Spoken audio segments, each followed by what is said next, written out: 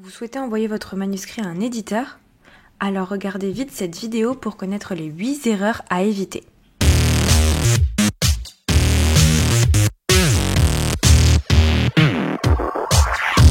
Et oui, le manuscrit incomplet est une faute rédhibitoire.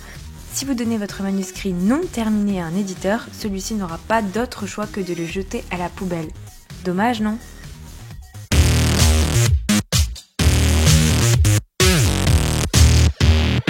Soyons honnêtes, si l'éditeur ne peut pas avancer dans l'histoire sans buter toutes les 2 minutes sur une faute d'orthographe, de grammaire ou de conjugaison, ça ne lui donnera clairement pas envie de continuer sa lecture encore longtemps, même si l'intrigue était plutôt bien. Et puis entre nous, il existe tellement de logiciels aujourd'hui gratuits ou payants pour corriger automatiquement ces fautes d'orthographe que vous n'avez pas trop d'excuses.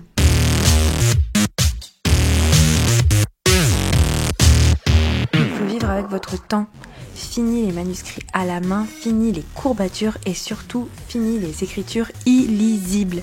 L'éditeur préférera une version numérique facile à lire plutôt que des écrits indéchiffrables.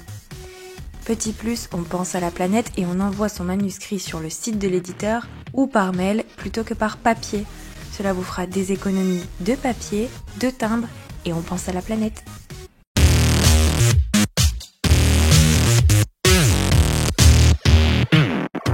Une lettre d'intention et un synopsis sont des éléments essentiels à l'accompagnement de votre manuscrit.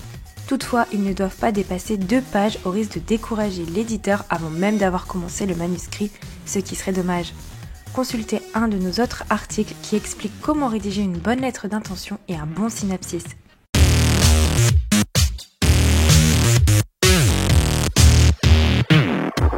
Votre manuscrit peut être incroyable, si vous avez omis de noter vos coordonnées quelque part, l'éditeur ne pourra pas vous rappeler.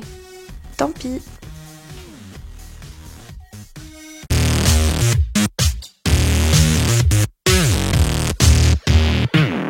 Privilégiez les interlignes larges, les marges importantes et une police simple et lisible pour faciliter la lecture.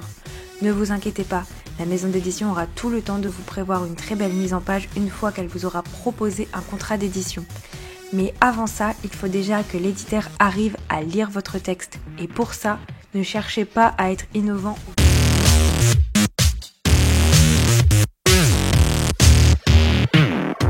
Ça paraît évident et pourtant il faut tout de même le rappeler. Vos manuscrits doivent être des œuvres originales écrites par vos soins et non des plagiats d'autres auteurs ou d'œuvres déjà existantes.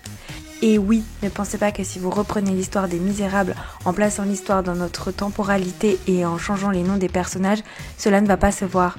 L'éditeur n'est pas dupe.